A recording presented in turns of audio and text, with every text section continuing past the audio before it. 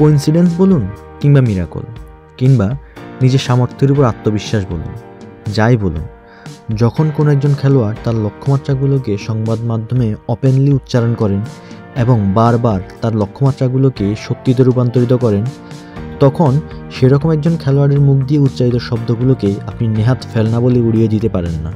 বলছিলাম এমিলিয়ানো মার্টিনেজের কথা। 2019 কোপা আমেরিকার আগে তিনি বলেছিলেন, আমি মেসির জন্য জীবন দিতে পারি। এরপর তিনি 2021 কোপা আমেরিকা নিজেদের করে নিয়েছিলেন। এরপর 2022 বিশ্বকাপ।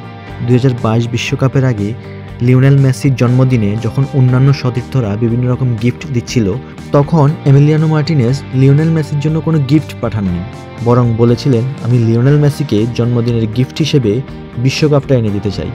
এবং তিনি লিওনেল মেসিকে জন্মদিনের গিফট হিসেবে কিংবা জীবনের সেরা গিফট হিসেবে 2022 বিশ্বকাপটা এনে দিয়েছিলেন।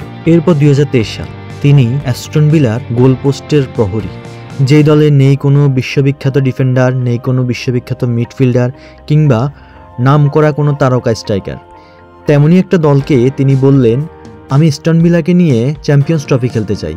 সেই অ্যাস্টন ভিলাকে নিয়ে তিনি চ্যাম্পিয়ন্স ট্রফির সুপার 8 পর্যন্ত গেলেন।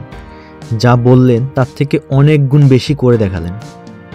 2023 সালে তিনি যখন বলেছিলেন, আমি অ্যাস্টন ভিলাকে নিয়ে চ্যাম্পিয়ন্স ট্রফি খেলতে চাই, তখন অনেক ফুটবল বোদ্ধারাই হেসেছিলেন। কিন্তু এমি তার স্বপ্নকে সত্যি করে দেখিয়েছেন। আর খুব সম্প্রতি এমিলিয়ানো মার্টিনেজ বলেছিলেন, আমি 2026 বিশ্বকাপ জিতে আমার গ্লাভসগুলোকে তুলে রাখতে চাই, তরুণদের সুযোগ করে দিতে চাই। আমি ঠিক জানি না 2026 বিশ্বকাপ আর্জেন্টিনা জিতবে কিনা, কিন্তু এমিলিয়ানো মার্টিনেজের এমন ভবিষ্যৎবাণী আর্জেন্টাইন ভক্তদের মনে যদি আশা সঞ্চার ঘটায়, সেটা দোষের কিছু হবে না।